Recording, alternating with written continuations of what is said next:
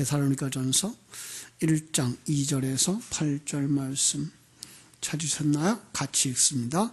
우리가 너희 모두로 말미암아 항상 하나님께 감사하며 기도할 때에 너희를 기억함은 너희의 믿음의 역사와 사랑의 수고와 우리 주 예수 그리스도에 대한 소망의 인내를 우리 하나님 아버지 앞에서 끊임없이 기억함이니 하나님의 사랑하심을 받은 형제들아 너희를 택하심을 아노라.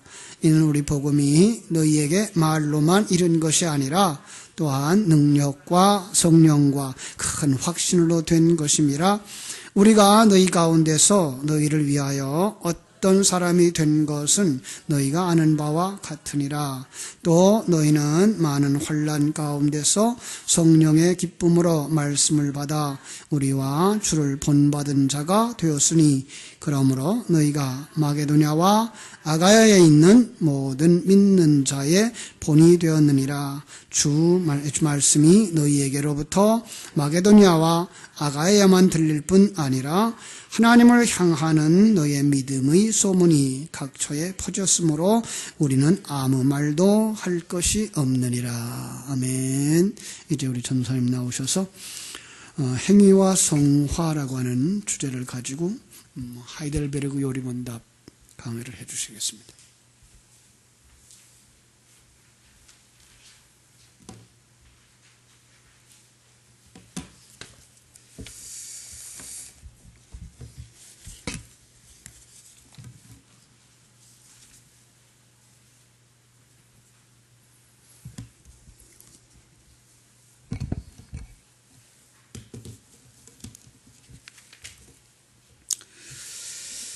저희가 배우고 있는 하이델베르그 교리문답이 3부로 구성되어 있습니다. 맨 처음에는 인간의 죄, 그리고 그 죄 때문에 인간에게 있는 비참함을 우리가 이미 배웠고요.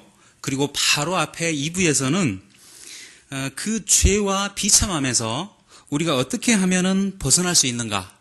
다시 말해서 하나님께서 우리를 구원하여 주시는 사실을 살펴보았습니다.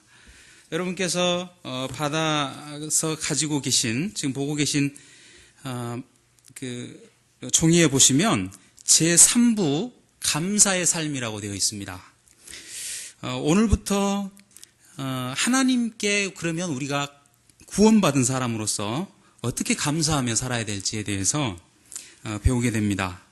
그리고 다음 시간부터는 십계명에 대해서 배우게 됩니다. 오늘 우리가 나눠서 받아서 지금 가지고 있는 제3부의 제목, 다시 말해서 감사의 삶이라는 그 제목을 여러분이 보시고 어떤 생각이 드십니까? 1계명부터 10계명까지는 우리 기독교인이라면 누구나 다 하나님 앞에서 실천하고 살아야 될 귀한 말씀입니다. 그러나 이 말씀은 다른 말씀과 달라서 우리가 윤리라고 이야기를 하지요. 그런데 기독교 윤리는 다른 종교나 아니면 세상에서 말하는 윤리와는 분명히 다릅니다. 예를 들어서 너희가 어떤 상황이 되었을 때 너희가 이렇게 하라 라고 규정하는 자잘한 규칙이 아닙니다.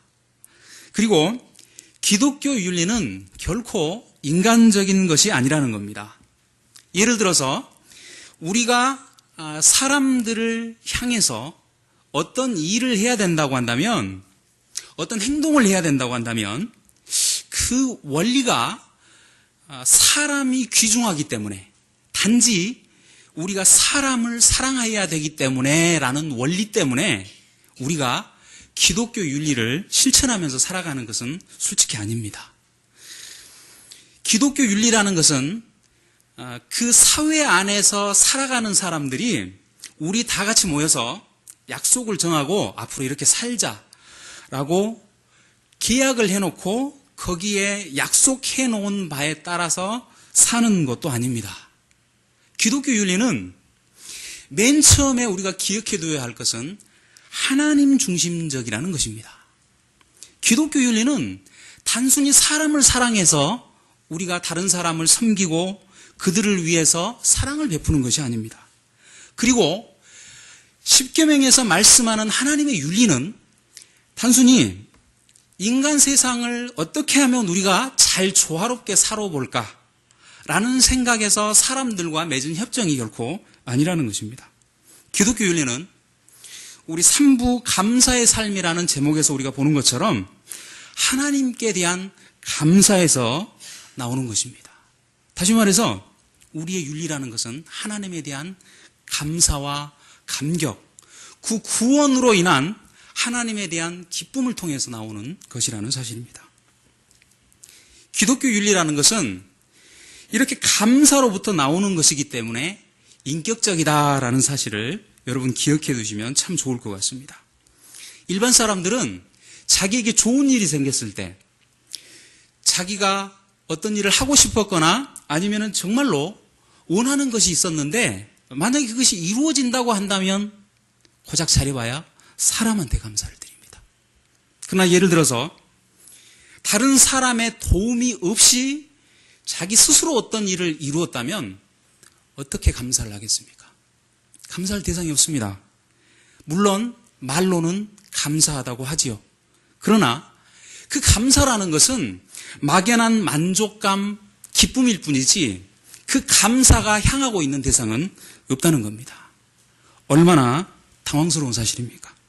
그러나 기독교인은 방금 전에 말했던 사람과 전혀 다릅니다. 왜냐하면 명확한 감사의 대상이 있기 때문입니다.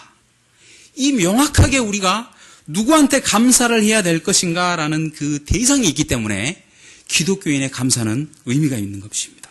그래서 시편 50편 23절 말씀에 보면 감사로 제사를 드리는 자가 나를 영화롭게 하나니 그의 행위를 옳게 하는 자에게는 내가 하나님의 구원을 보이리라 라고 말하고 있습니다. 다시 말해서 감사로 제사를 드리는 자, 감사로 드린다라고 말하고 있습니다.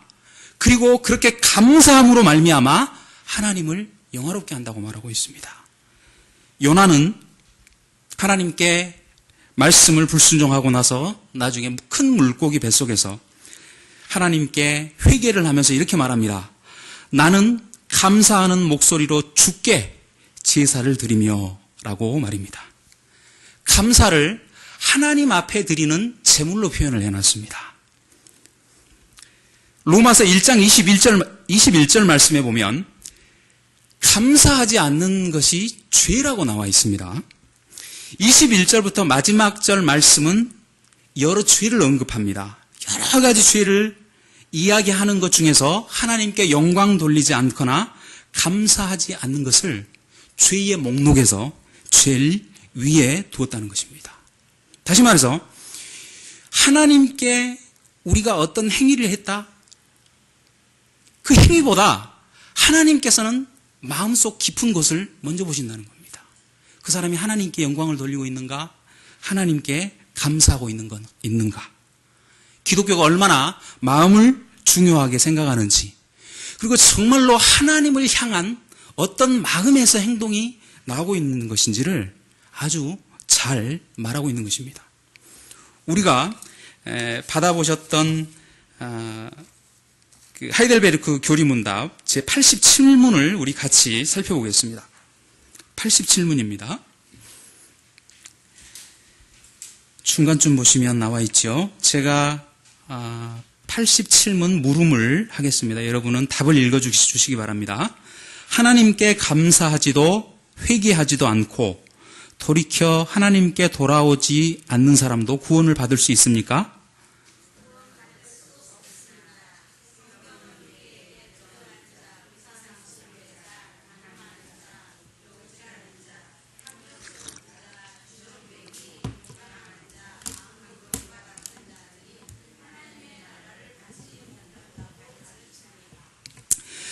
아까 말씀드린 성경의 말씀을 잘 알고 있었던 카스파 올레비아누스와 자카리우스 우르시누스라는 귀한 하나님의 종들은 우리가 이제까지 배워왔던 하이델베르크 교리 문답을 작성하면서 그 의미를 아주 잘 알았습니다.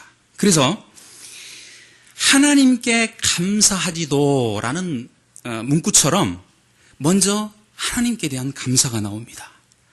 하나님께 감사하지도 회개하지도 않고, 이게 하나님께 돌아오지 않는 사람도 만약에 이렇다면 구원을 받을 수 있겠습니까? 라고 물어보고 있습니다. 답은 여러분이 읽으신 것처럼 구원받을 수 없다라고 나와 있습니다. 그러나 우리가 답에서 읽었던 그 많은 범죄들 앞에 물음에서는 그렇게 물어보지 아니하고 하나님께 감사하지도 않고 회개하지도 않은 그런 것이 하나님 앞에 드려졌을 때 우리가 구원받을 수 있습니까? 라고 물어보는 것입니다. 이 감사가 얼마나 하나님 앞에 중요한지 여러분 잘 아십니까? 기독교인의 행위에 생동력을 주는 요소가 바로 감사입니다. 감사가 빠지면 우리 신앙생활의 대부분을 잃는 것임을 여러분 기억해야 합니다. 여러분이 감사가 없으면 예배드리는데 감격이 없어집니다. 여러분에게 감사가 없어 보십시오. 찬양에 열정이 없어집니다. 여러분 마음에 하나님께 대한 감사의 마음과 그 감사를 드리고자 하는 그 귀한 마음이 없다면 여러분이 아무리 교회 봉사를 한다 해도 형식화되고 그리고 외식적인 마음으로 하게 될 것입니다. 여러분이 새벽이나 저녁이나 아무 때나 기도해 보십시오. 감사가 빠져 있다면 그 기도처럼 냉랭한 것이 없습니다. 감사는 신앙생활의 핵심인 것입니다. 이 감사로부터 신앙생활의 활력이 옵니다. 내게 주신 모든 은혜를 내가 여호와께 무엇으로 보답할까? 라고 말하는 시편 기자의 고백처럼 감사에서 우리의 하나님께 대한 헌신이 나오고 우리의 감사를 통해서 하나님께 대한 행위가 나오고 하나님께 대한 모든 우리 삶의 경건이 우러나오는 것입니다. 그러므로 우리는 항상 감사해야 합니다. 데살로니가 전서 5장 16, 18절의 말씀처럼 항상 기뻐하라. 우리가 오늘 본문으로 읽었던 그 말씀에 그 다음 장 5장을 보면 그렇게 나옵니다. 쉬지 말고 기도하라. 그리고 범사에 감사하라. 이것이 뭐라고요? 그리스도 예수 안에서 너희를 향한 하나님의 뜻이니라 라고 말하고 있는 것입니다. 그냥 감사하라고 말하지 않습니다. 범사에 감사하라고 말합니다. 그러면 우리가 항상 하나님께 어떻게 하면 감사드릴 수 있을까요? 어떤 사람은 그렇게 이야기합니다. 현실을 무시하면서 무조건 감사하다라는 말만 뱉으면 된다라고 생각을 하고 실제로 그렇게 실행하고 있는 분들이 계십니다. 그리고 어떤 분은 마음에 그런 감사하는 마음이 없지만 그래도 감사하며 살아라 라고 말합니다. 그러나 우리는 마음속에서 진정으로 우러나오는 하나님께 대한 그 감사만이 하나님께서 받으신다고 알고 있습니다. 그리고 그것은 사실입니다. 여러분한테 벌어지는 그 모든 일을 그냥 그대로 넘겨버리지 마시고 하나님의 관점으로 바라보십시오. 예를 들어서 에베소서 5장 20절 말씀에 보면 범사에 우리 주 예수 그리스도의 이름으로 항상 아버지 하나님께 감사하여 라고 나와 있습니다. 그리고 술 취하지 말라 이는 방탕한 것이니 오직 성령의 충만을 받으라 라고 말합니다. 먼저 성령님의 충만을 받으라고 말하고 난 다음에 하나님께 신령과 진정으로 예배하라는 말씀이 나오고요. 그 다음에 감사하라는 명령이 나옵니다. 다시 말해서 감사를 하려면 하나님의 성령으로 충만해야 가능하다라는 말입니다. 여러분 인간적인 관점에서 보시면 나한테 좋으면 감사하고 나한테 좋지 않은 일이 벌어진다고 생각하면 불평하기 쉽습니다. 그러나 그것은 인간적인 관점으로 바라보았기 때문입니다. 만약에 여러분한테 어려움이 닥쳐보십시오.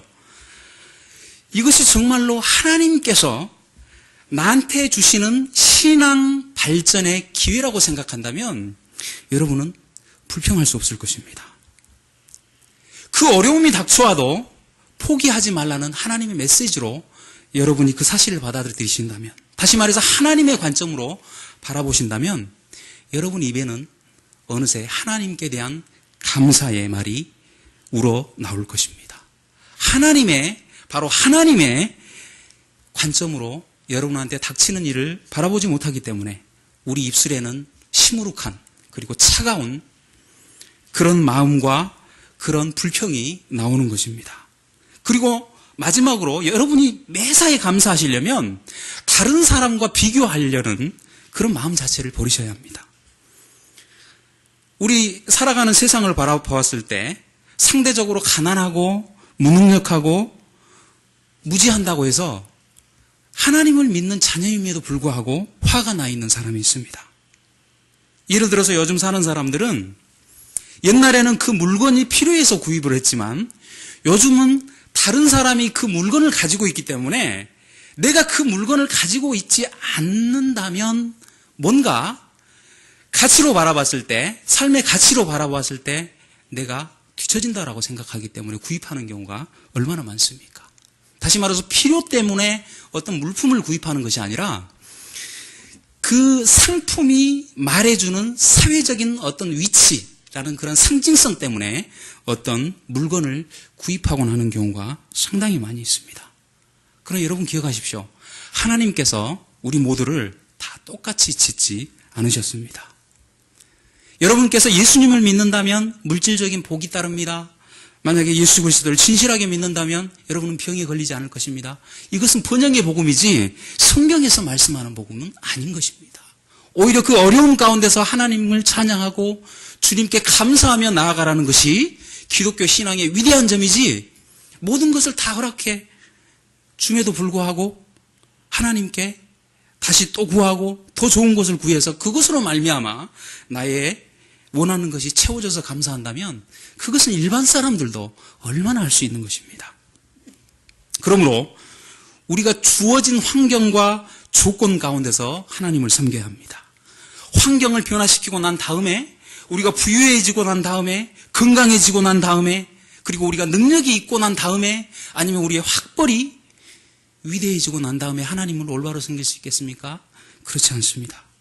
먼저 하나님을 향한 그 마음을 주님께서 먼저 보시고 그것을 모든 것으로 하나님께서는 보시는 것입니다.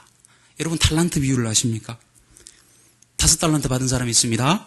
2달란트를 받은 사람이 있습니다. 그리고 1달란트를 받은 사람이 있습니다. 그러나 여러분 잘 기억하십시오. 그 달란트 받은 세 사람이 자기가 원해서 받은 달란트가 결코 아니라는 사실입니다. 하나님께서 주권적으로 맡겨주신 달란트이지 하나님 저는 5달란트 맡기 싫은데요. 3달란트만 주십시오. 3달란트 받은 사람은 하나님 너무 작습니다. 5달란트 정도는 주셔야죠. 이렇게 해서 받은 달란트가 아닙니다. 하나님께서 태초부터 정하셔서 그렇게 달란트를 주셨고 그 주신 만큼 하나님께서 남기기를 원하십니다. 그러므로 자신이 그리스도 안에 있는 것을 확인하는 사람이라면 그것으로 족한 삶을 살아가는 것입니다.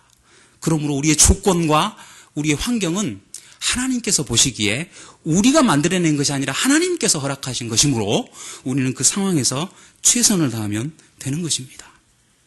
그래서 우리의 삶 가운데서 누구와 비교하지 않는 삶, 오직 하나님께서 주신 환경으로 생각하고 그리고 조건으로 생각하고 그 상황 가운데서 자기한테 맡겨진 달란트를 최대한 남기려고 하는 사람이 바로 하나님께서 원하시는 사람이고 하나님께 또한 기쁨으로 그리고 감사로 나아갈 수 있는 삶을 사는 것입니다. 바로 이것이 믿음의 성숙입니다. 교회 안에 있으면서 그 다양한 모든 면을 포용하고 바로 거기서부터 출발하여 우리에게 맡겨진 일을 해야 하는 것이지 모든 사람들을 다 통일시키고 맞추고 고정시켜서 할 수는 없는 것입니다. 우리에게 은사가 다 다르듯이 하나님께서 주신 조건과 환경이 다르다는 것입니다. 그러므로 우리는 오늘 하나님께서 데살로니가전서 5장 제가 읽어드린 그 말씀처럼 범사에 감사할 수 있습니다.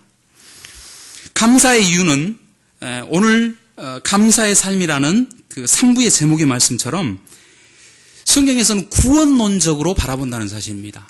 우리한테 감사하라라고 말씀하는 그 말씀 속에는 왜 감사해야 되는가라는 이유가 담겨 있습니다. 여러분한테 나눠드린 프린트물 2문을 보시면 당신이 그리스도의 것이라는 사실에서 오는 위로로 말미암아 기뻐하면서 살다가 죽기 위해 당신은 무엇을 알아야 합니까? 3가지를 알아야 합니다. 첫째, 나의 죄와 비참함이 얼마나 심각한 것인가. 라고 해서 우리 제1부에서 배웠습니다. 둘째, 어떻게 내가 그 죄와 비참함으로부터 벗어났는가 라는 내용은 2부에서 배웠습니다. 그리고 오늘 배울 내용, 셋째, 나를 구원해 주신 하나님께 어떻게 감사를 드릴 것인가 하는 것입니다. 다시 말해서 감사는 어떻게 해서 나오는 감사입니까? 나를 구원하신 하나님께 대한 감사, 내가 구원받았다라는 사실에서 오는 감사인 것입니다. 기독교인의 행위는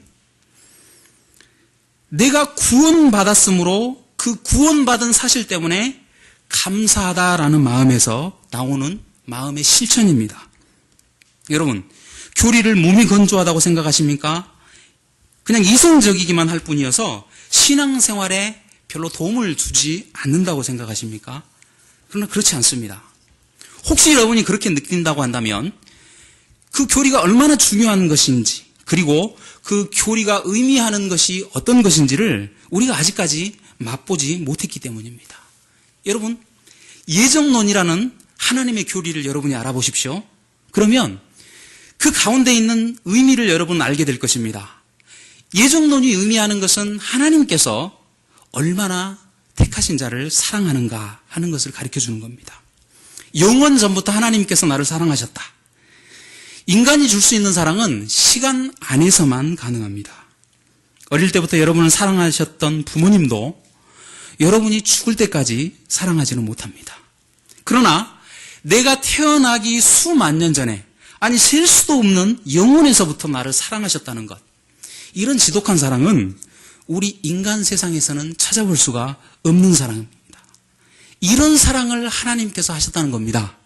따라서 예정이 우리에게 주는 하나님의 그 넓으신 사랑, 그리고 그 사랑 때문에 우리 마음속에서 감격을 불러일으키지 않을 수 없는 것입니다. 그리고 만약에 우리가 예정론을 제대로 안다면 우리가 해나가는 전도나 아니면 선교라는 것이 지금 일반 교회에서 행하는 것처럼 그렇게 행하지는 않을 것입니다. 예를 들어서 무조건 전해야 한다고 하면서 지하철에서 무례하게 전도하는 모습을 보셨습니까? 다른 사람은 어차피 들어도 되고 듣지 않아도 된다고 말하면서 그냥 전하고 나갑니다. 심지어는 다투는 모습도 보았습니다. 그리고 교회 안에 있는 선교 실적주의라는 것이 없어질 것입니다. 어떻게 하면 많은 곳으로 선교사를 보낼 것인가? 라는 이런 관심 때문에 정말로 영혼이 귀하다는 사실과 그 영혼을, 그리고 무엇보다도 하나님께서 예정하셨다라는 사실을 놓쳐버리기 때문입니다. 예정론이라는 것은 하나님께서 이미 구원받으실 자를 창세전부터 정해놓으셨다는 것입니다. 이미 정해놓으셨기 때문에 우리가 해야 될 것은 우리가 할 수 있는 그런 범위 안에서 최선을 다하는 것이지, 인간의 법을 거스리면서 아니면 사람의 마음을 일부러 기분 나쁘게까지 해나가면서 적절치 않은 방법으로 할 수는 없는 것입니다. 예수님께서 우리를 구원하시기 위해서 어떻게 하셨는지 아십니까? 하늘에서 메가폰으로 하나님께서 말씀을 읊어주셨나요? 그렇지 않으셨습니다. 그 먼 하늘을 버리시고 이 땅까지 오셔서 복음전도를 하신 것입니다. 이 놀라운 복음전도의 방법, 이것을 우리는 제대로 볼 수 있어야만 합니다. 예정론을 아는 사람이라면 따라서 다른 사람에게 전도할 때도 하나님께서 이미 정해놓으신 사람으로 알고, 우리가 해야 될 일은 그들을 구원하는 것이 아니라 하나님께서 구원하시기를 원하는 간절한 마음으로 복음을 바르게 전하는 것입니다. 여러분, 교리가 정말로 성경의 중요한 가르침이라는 것을 아십니까? 교리라는 것은 사람이 만들어낸 것이 아닙니다. 우리가 이제까지 하이델베르크 교리 문답을 이제까지 가르침 받아왔던 것처럼 성경의 말씀을 우리가 잘 이해하기 쉽게, 그리고 가장 중요한 요점을 요약해 놓은 것이 바로 교리입니다. 따라서 교리를 모른다는 것은 성경을 모른다는 것을 의미합니다. 여러분, 성경 많이 읽는다고 그것이 다 좋은 것은 아닙니다. 물론 많이 읽어야죠. 정말로 매일매일 시간을 정해놓고 될 수 있으면 성경 읽는 데에다가 많은 시간을 투자해야 할 것입니다. 그러나 성경을 읽다가 자기 생각을 얼마나 성경 말씀에다가 채석해 놓은 경우가 많습니까? 아무리 그 본문을 읽어도 하나님께서 나에게 말씀하시는 메시지가 들리지 아니하고 자기의 생각이 본문 가운데 들어가 있어서 그 본문이 마치 거울을 비춰주는 것처럼 자기 생각이 부딪혀서 다시 돌아오는 경우가 얼마나 많습니까? 그래서 교리를 배운다는 것은 하나님의 말씀을 바르게 해석하는 방법을 배운다는 의미도 되는 것입니다. 그렇기 때문에 교리를 배운다는 것은 하나님의 중요한 말씀을 배운다는 사실로 여러분이 생각하셔야 된다는 겁니다. 그리고 교리는 신앙생활에 실제적으로 중요하고 그리고 하나님께 대한 경건을 가리킨다는 것을 여러분 아셔야 될 겁니다. 왜냐하면 거듭난 사람으로서 감사하는 마음을 오늘 우리가 배운 그러한 대목에서 이야기해주고 있기 때문입니다. 예수님께서 바리새인의 집에 초청을 받아서 그 집에서 같은 사람들과 교제하며 있었을 때에 어떤 여자가 예수님의 뒤로 가더니 울었습니다. 그리고 여러분이 잘 아는 것처럼 눈물로 예수님의 두 발을 적셨습니다. 그리고 머리털로 발을 닦습니다. 그리고 발에 입을 맞추었습니다. 그리고 발에 향유를 발랐습니다. 예수님을 초청한 바리새인이 이렇게 말합니다. 만약에 이 사람이 선지자라면 이 여자가 어떤 사람인 줄 알았을 텐데, 다시 말해서 이 사람이 죄인인데 만약에 예수님께서 이 사람을 알아봤다면 지금 이 여자가 했던 것을 그대로 용납해 주시지는 않았을 것이다 라고 생각을 했던 것입니다. 그러나 예수님은 이렇게 말합니다. 너는 내가 들어올 때부터 발 씻을 물도 주지 않았다 라고 말합니다. 이 여자는 예수님의 뒤로 가서 울었습니다. 하는 행동을 보십시오. 두 발을 적셨습니다. 하는 동작을 잘 보시기 바랍니다. 발을 닦았습니다. 입을 맞추었습니다. 향유를 발랐습니다. 그러나 예수님께서 바리새인을 향해 말합니다. 너는 발 씻을 물도 주지 않았다. 여자는 그러나 들어올 때부터 입 맞추기를 그치지 않았다고 성경은 말합니다. 그리고 예수님께서 말씀하시기를 500데나리온 빚진 자와 50데나리온 빚진 자를 비교해 봤을 때 누가 탕감하여 준 사람을 더 사랑하겠느냐라고 말합니다. 예수님께서 어떻게 말씀하십니까? 그 후에 그의 많은 죄가 사하여졌도다. 이는 그의 사랑함이 많음이라. 사함을 받은 일이 적은 자는 적게 사랑하느니라 라고 말합니다. 여러분이 진정 죄를 용서받았다면, 구원받았다면 예수님을 사랑하고 하나님께 감사하게 되어 있습니다. 우리의 신앙생활은 이런 감사로부터 시작되고 우리의 행위는 마음과 따로따로 떨어져 있는 것이 아니라 구원에 대한 이 깊은 감사와 감격에서 우러나오는 것입니다. 기독교에서 말하는 행위는 그 사람의 마음이 어떠한 것을 말해주고 있는 것이고 예수님을 사랑하는 사람은 바로 헌신하고 부지런히 선행을 하게 되어 있는 것입니다. 그러면 우리가 예수님의 거룩한 보혈의 공로로 의롭다함을 받은 사람으로서 하나님께 행위를 해야 되고 선행이 있어야 되는 이유는 무엇입니까? 성령님께서 우리의 믿음을 보시고 의롭다고 해주셨던 것처럼 우리의 믿음을 보시고 또한 거룩하게 만들어 나가시기 때문입니다. 성령님께서는 우리를 의롭게도 하십니다. 그리고 성령님께서는 우리를 거룩하게도 만드십니다. 우리가 성화를 해나갑니다. 그러나 1차적으로 성화의 사역은 우리가 거룩하게 되는 그 과정은 하나님께서 하시는 사역이라는 것을 먼저 기억해 두어야 될 필요가 있습니다. 만약에 어떤 사람이 예수님을 믿은 사람에게 의롭다라고 칭함을 했기는 했지만 나중에 거룩하게 하시지는 아니하셨다. 이런 것은 있을 수가 없는 것입니다. 하나님께서 의롭게 하셨다면 반드시 그 사람을 거룩하게 하는 과정을 밟아가게 할 것입니다. 따라서 그 사람이 거룩한 삶을 살지 않는다면 그 사람은 예수님을 정말로 제대로 믿는 것인지 심각하게 자기 자신을 돌아보아야 된다는 사실입니다. 믿음은 그 속성상 단지 마음속에 일어나는 심리적인 현상 정도가 아닙니다. 믿음은 아주 심리한 현상이어서 그 사람의 전 인격을 바꾸는 귀한 하나님께서 주시는 것입니다. 다시 말해서 그 믿음이 그 사람에게 들어가면 단순히 마음이 좋은 것으로 끝나는 것이 아니고 그 사람에게 감사하는 마음 정도에만 머무르는 것이 아니라 그 사람 전체를 변화시키고 그 사람의 삶을 변화시킨다는 것입니다. 그러므로 하나님의 말씀에 따라 살지 않을 수가 없습니다. 그래서 성경은 말합니다. 이 믿음을 외적으로 표현해야 된다는 귀한 말씀을 야고보서에서는 나는 믿음으로 내 행함을, 내 믿음을 내게 보이리라 라고 말입니다. 그리고 우리가 읽었던 데살로니가전서 1장 3절의 말씀에 보면 믿음의 역사라고 나옵니다. 이것은 무슨 뜻을 의미하냐 하면 믿음에서 나오는 행위, 믿음에서 나오는 일을 의미합니다. 다시 말해서 일이나 행위가 어디에서 나옵니까? 믿음에서 나온다는 겁니다.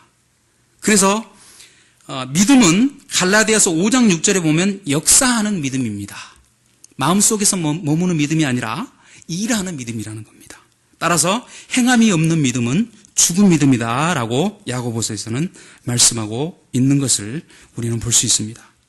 만약에 선행을 통해서 사람들이 그리스도께 되돌아온다면 여러분은 어떻게 하시겠습니까? 하나님께서는 여러분의 행위를 전도하는 데 심지어는 사용하십니다. 한국교회에서 제일 부족한 것이 뭐라고 말합니까? 생활전도라고 말합니다. 말로는 많이 하지만 우리 몸으로, 우리 행위로는 그리스도인이라는 사실, 자기가 정말로 하나님의 자녀라는 사실을 나타내지 못하고 사는 경우가 얼마나 많습니까? 그런 사람들은 우리의 입술을 먼저 바라보는 것이 아니라 우리의 몸을 바라본다는 사실을 기억하십시오. 우리가 어떻게 행하는 것을 보고 그들은 우리에게 돌아오게 되어 있습니다. 왜냐하면 성경이 이렇게 말씀하고 있기 때문입니다. 너희 빛이 사람 앞에 비치게 하여 그들로 너희 착한 행실을 보고 하늘에 계신 너희 아버지께 영광을 돌리게 하라. 우리는 하나님의 말씀을 말로 전해서 복음 전도를 합니다. 그리고 우리의 행위를 통해서 복음 전도를 합니다. 그러므로 우리가 행하는 이 행위라는 것은 정말로 의미가 있는 것이고 하나님께서 사용하시되 정말로 뜻깊게 사용하시는 것입니다. 그러면 이제부터 회개에 대해서 살펴보겠습니다. 우리가 가지고 있는 교리문답 88문을 제가 물음을 읽으시면 여러분 답을 읽어주시기 바랍니다. 제 88문 참다운 회개에는 무엇이 포함됩니까?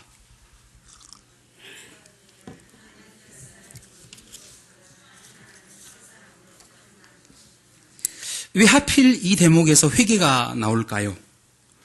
회개에 대해서 우리가 어떻게 알고 있는지에 대해서 잘 더듬어 봤으면 좋겠습니다. 회개에 무엇이 포함되어 있는지에 대한 오늘 답이 나오는데요.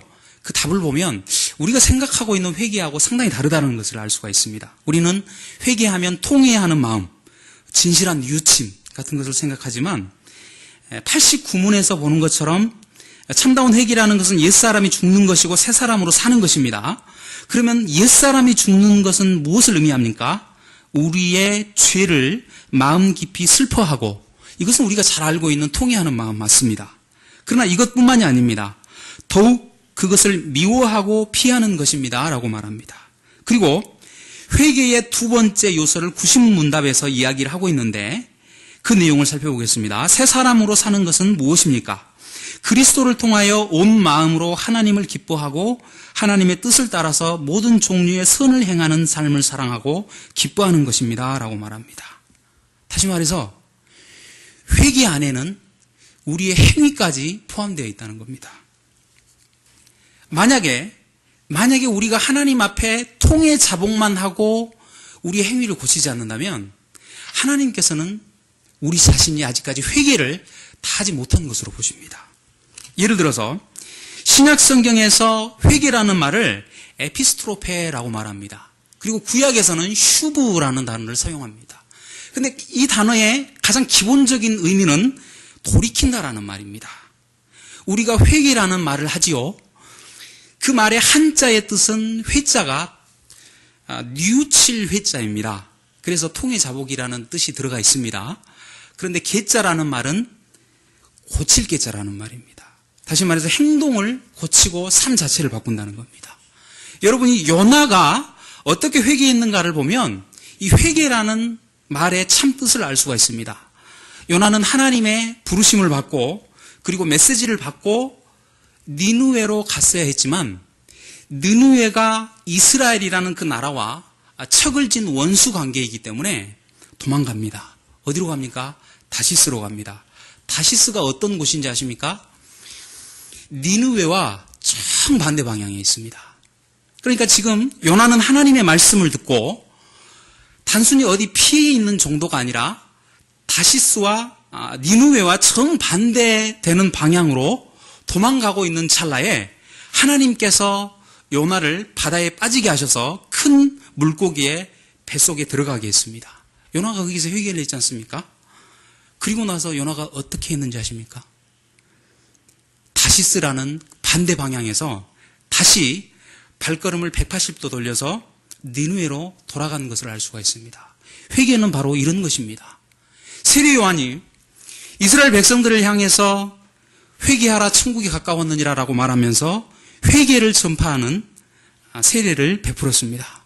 무리가 이렇게 물어봅니다. 우리가 어떻게 해야 됩니까? 세례 요한이 대답합니다. 옷 2벌 있는 자는 옷 없는 자에게 나눠줄 것이요 먹을 것이 있는 자도 그렇게 할 것이니라 라고 말합니다. 만약에 세례 요한이 회개의 복음을 전한다고 한다면 너희가 통회하고 자복하라, 하나님께 슬퍼하라 라고 말했을 것 같지 않습니까? 그런 행위에 대해 말하고 있는 것입니다. 물론 하나님 앞에 통회해야 합니다. 자기에 대해서, 죄에 대해서 슬퍼해야 합니다. 그리고 죄를 지은 자기 자신에 대해서 분해해야 합니다. 그러나 하나님께서 회개의 첫 출발점이 통회하고 자복하는 것이지 마침의 자리는 하나님께로 완전히 되돌아오는 것이라는 사실입니다. 오늘 말씀을 마치고자 합니다.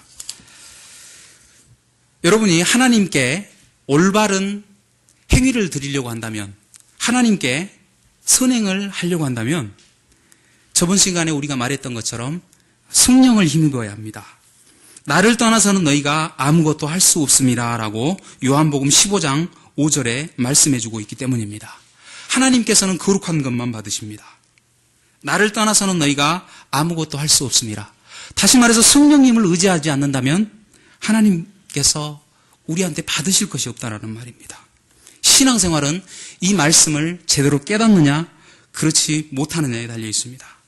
성령을 힘입지 않으면 하나님 앞에는 선행이 아닙니다. 단지 자기 의만 낳고 교만을 낳을 뿐입니다. 자기 힘으로 하는 사람은 교회에서 자기만 봉사하는 것 같습니다. 자기 힘으로 하는 사람은 자기가 없으면 하나님이 될 것 같지 않다고 생각합니다. 자기 힘으로 하나님께 봉사하는 사람은 다른 사람을 원망하게 되어 있습니다. 비판하게 되어 있습니다. 성령님의 힘으로 하지 않는 사람은 교만하게 되어 있습니다. 고린도전서 4장 7절에서 이렇게 말합니다. 내게 있는 것 중에 받지 아니한 것이 무엇이냐? 내가 받았은즉 어찌하여 받지 아니한 것 같이 자랑하느냐라고 말합니다.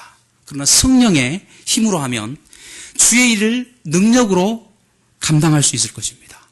그리고 성령의 힘으로 하나님께 감사하고 하나님의 말씀을 지키고 그리고 하나님의 말씀대로 봉사하는 삶을 산다면 하나님의 은혜를 더 사모하게 될 것입니다. 그리고 하나님 앞에 겸손할 수 있습니다. 그리고 하나님의 영광을 주님께 돌려드릴 수 있습니다.